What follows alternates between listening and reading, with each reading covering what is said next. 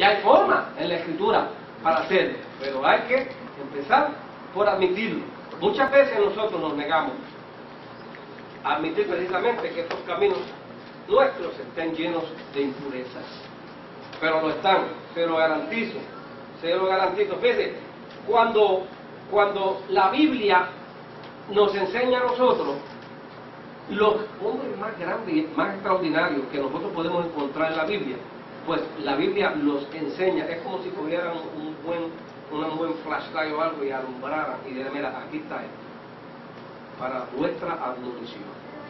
Pero grandes hombres que su figura espiritual fueron desfigurados precisamente por lo que estamos hablando. Usted tómese por ejemplo la primera pareja que yo la mencioné ahorita, nuestros padres en el Edén. ¿Usted cree que habría mejor condición para ser humano alguno que no fuese estar en el Edén? No había nada como eso, porque ellos se comunicaban con Dios, hablaban personalmente en las mejores condiciones. ¿Cómo es? Uno dice, Dios mío, pero ¿cómo es que pudo entrar el mal y la tentación al corazón de unos seres que fueron creados perfectos por Dios mismo? Dios tomó contentamiento en toda su creación, y la cumbre de su creación es precisamente al hombre. Fue lo único que él hizo a su imagen y su semejanza. Y cómo de perverso y de malo es el enemigo de las almas, y el enemigo de Dios, y el enemigo tuyo, y estaba antes que nosotros fuésemos creados. Ya ese problema existía para Dios. La Biblia no habla mucho, pero sí se identifica. Y no podemos tal vez nosotros explicar el origen del mal.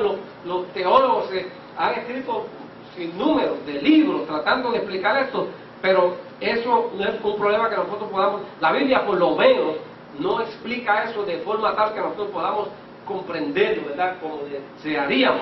Ese era un problema que Dios tenía ya, pero yo me tiene sin cuidado, porque yo confío en el Padre que nos creó y en el Padre que hizo todo este universo y toda su grandeza, que si ese problema estaría por la justicia de Él, porque Dios tiene poder para resolver todo. Pero también es un Dios justo y tiene que obrar justamente. ¿Y por qué no se ha resuelto el problema? Yo no lo sé todavía, pero yo sí sé que la justicia de Dios brillará aún en medio de toda la situación y por la cual tú y yo tenemos que pasar. Han transcurrido muchos siglos desde ese evento. Esa pareja, en la mejor de las condiciones que fueron puestas allí, como quiera desobedecieron a Dios y entró el pecado, y en el proceso se fragó a toda la humanidad. Ahí se comprometió todo, y nosotros ahora, ¿verdad?, tenemos que vivir, pero vivimos con una esperanza, porque en el mismo momento que ocurrió esto, ya Dios había trazado un plan. Antes de haber creado el hombre, Dios había trazado el plan para resolver el problema a la humanidad, porque había crucificado a su Hijo. En la mente de Dios, dice la Escritura, crucificado antes de la fundación del mundo. Sabía lo que iba a ocurrir, pero tenía el remedio para esa situación.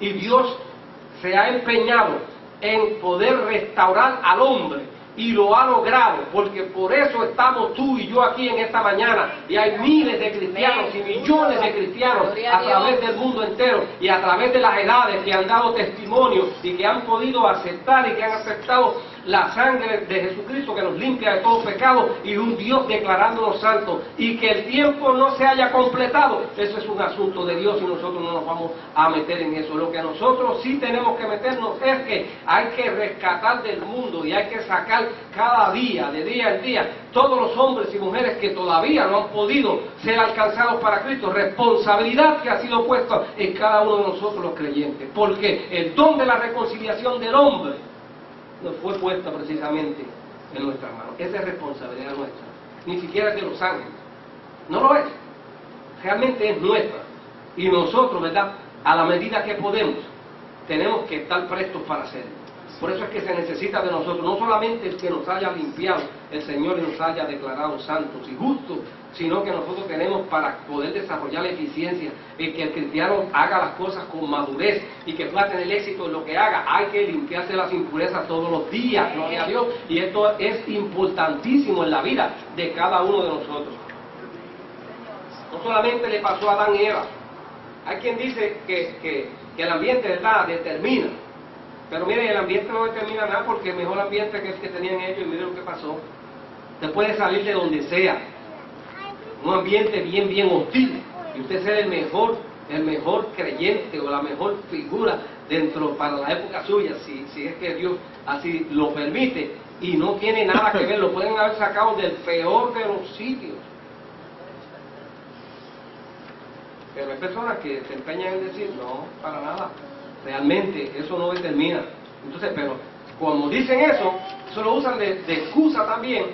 Pero es que en ese ambiente cualquiera les pasa. No, hermano, realmente el ambiente para nada determina. Noé, un hombre, el único hombre justo que encontró Dios en sus días. Y fíjense cómo se le desfiguró su imagen. Porque después de haberse concluido, ¿verdad?, toda aquella grande lluvia, y que pudieron ellos salir de aquella embarcación que crearon, y que hicieron un sacrificio a Dios. Oiga, el hombre, la verdad es que tomó en exceso de lo mismo que cultivaron, y se dio una jumeta que no hay que no podemos negar. Eso nosotros no lo podemos negar, ustedes perdonen la expresión, pero eso fue lo que pasó. Tomó y tomó hasta que perdió. Oiga, perdió todo su razón. El hombre se quitó la ropa. Y mire, la primera maldición humana que se registra en la Biblia es por ese incidente, porque Cam, que debió de haber cubierto a su padre, la Biblia no lo dice directamente, pero como que se mofó también de papá. Fue y llamó a sus hermanos, miren cómo está el viejo nuestro, vengan para acá para que vean esto. No tenía que hacer eso. Él lo que tenía es que en el momento que vio a su papá en esa condición, como hicieron sus dos hermanos que le modelaron, se fueron ni siquiera le dieron el frente al viejo, para cubrirlo, no para mofarse. Y de ahí viene la primera maldición después del diluvio humana, de ahí mismo, que ha sido, ¿verdad?, histórica a través de los años. Pero el padre de la fe, Abraham, mire, ese es un personaje que impresiona mucho en la Biblia, ¿sabe? Por eso es el padre de la fe. Pero Abraham tuvo que ir también en una situación en su vida. La crisis llegó. Y en la tierra donde Dios lo puso, que no era para que la dejara, se pusieron las cosas difíciles. Y llegó el hambre. Y había una hambruna que no había cómo manejar. Y entonces dejó la tierra donde Dios lo puso y se fue a Egipto, o a las tierras donde no tenía que estar. Y allá tuvo que negar el que estuviese casado con Sara, y dijo, no, esa no es mi esposa, esa es mi hermana. Eso es una fragante mentira, y ahí está en la Biblia, para salvar su pellejo. Todo ahí estaba trastocado, no debía ni siquiera estar en ese sitio, pero estando en ese sitio, y Dios, le digo una cosa, que Dios perdonó a aquel rey, porque a un rey que ni de Dios ni nada sabía, se le reveló Dios mismo, para decir, esa mujer no la toque. Gloria a Dios. Piedra, eso es para que usted vea, pero eso está ahí. Jacob, el nombre de Jacob es engañador. A ese le tuvieron que cambiar el nombre, porque mira que era engañador, de pequeñito, y la mamá, su compinche. Esa fue la que lo enseñó. La maestra. Esa fue su maestrita, de escuela dominical desde bien temprano. Tan engañadora como él. Y formaron, ¿verdad? Y formaron ese revolú en la casa de Isaac. Y óigame, pero este hombre, fíjense como Dios trabaja, de Abraham, usted sabe lo que hizo, ¿verdad? Prácticamente lo mismo que el padre, que nuestro Dios, ¿no? Para con su hijo cuando le llegó el momento. Usted se puede enredar, pero usted se puede desenredar también. Amén. Eso es lo que usted puede ser restaurado. Hay personas que le niegan la restauración a los hermanos de la fe. Yo no sé ni de dónde es que han podido meter eso en sus cabezas, pero yo siempre he dicho que el síndrome ese de escalera, que usan a los demás hermanos como escalones para parárseles encima y poder subir y ellos ascender. Eso, el Señor reprenda semejante, pero eso se mete en las iglesias, es un espíritu terrible que no debería de estar.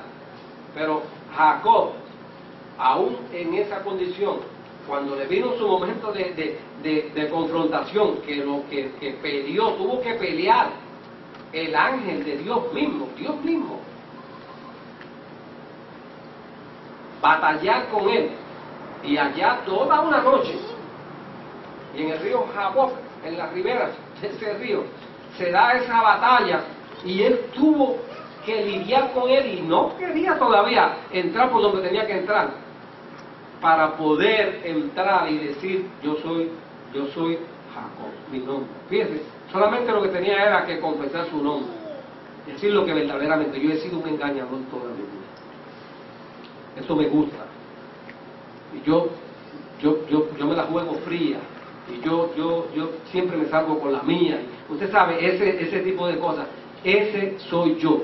Ah, ese eres tú. Pues entonces, ahora que has sido confrontado con eso, que has decidido que te saquemos esas impurezas de tu vida, te vamos a cambiar.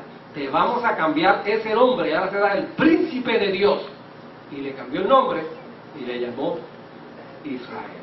Y ustedes saben la importancia de ese personaje, el gran caudillo Moisés, un hombre manso como ninguno, un hombre tan especial, pero en su historial que tenía, y un hombre preparado por Dios, liberado, sacado de las aguas y llevado y levantado. Oiga, extraordinario ese personaje, pero cuando la cosa, fíjense, y pensando que hacía lo mejor, cuando vio que atropellaban a uno de los suyos, no lo pensó dos veces. Como era todo un soldado, un hombre que dirigía ejército, y se le quitó la vida enseguida a aquel egipcio. Pero pensaba él que nadie lo estaba mirando y que lo estaban viendo. Y su misma gente fueron los que le dijeron, no, si a ti te vimos lo que hiciste. Y el hombre tuvo que irse y meterse 40 años después por allá, de pastor y metido, para después regresar, ya un hombre de 80 años, a entonces empezar el plan que Dios tenía para su pueblo Israel. Pero ¿se le desfiguró o no se le desfiguró su imagen? Claro que sí. Nosotros tenemos también a David. Mire, esa es la experiencia más terrible en la Biblia, porque David, un hombre que la Biblia dice que es conforme al corazón de Dios. Cuando uno ve esa parte, esa historia tan negra, ¿verdad? En el expediente de David, wow, pero es que David lo planificó todo. O sea, él puso los ojos en aquella mujer, se enamoró de esa mujer, y entonces después fue terrible lo que hizo para poder justificar un montón de acciones, y eso era como un abismo llamando a otro, ¿verdad? Que dice la Escritura, que un abismo llama a otro, la voz de sus cascadas, eso mismo, un abismo tras otro, y para poder justificar cayó en tan tremendo. Pero también hay que ver cómo estuvo presto para ser levantado y confesar su pecado y su maldad. Y lo confesó, porque dijo, cuando yo callé, los huesos empezaron no callaba su pecado, y lo lloró, y Dios lo perdonó, Dios lo restauró, y sigue siendo, ¿verdad? De ahí proviene, oiga, si usted escuchó la predicación del pastor a las 11, ¿verdad? Y a las 8 también, que él predicó sobre eso. Sí, ¿cómo le llamaban a eso? Hijo de David, porque había, ¿verdad?, una profecía que siempre iba a haber descendencia del trono de David, aún con toda esa situación. Es para que usted vea la grandeza de Dios. ¿Quién es Dios para con nosotros también? Tomás caminó 3 años con los discípulos y con Jesús, y cuando llegó el momento, había escuchado todas las enseñanzas que el Señor le había podido haber traído, pero fue incrédulo y dudó de su maestro y también de los compañeros de él. Quiere decir que su imagen, son hombres extraordinarios, de los 12, ¿no? Pedro,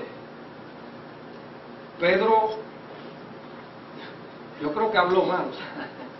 Cuando él negó algo, pues profanó y maldijo, dice la Escritura. Así que ¿por qué? Porque llegó un momento y él había dicho, no, pero ¿qué le dio el Señor? El Señor lo había preparado de antemano para eso. Vas a ser zarandeado, le dijo, pero yo oraré por ti para que tu fe no vaya a fallar. Oiga, la oración funcionó porque su fe no falló, pero él se embarró y se ensució sus pies como nadie, porque cuando llegó el momento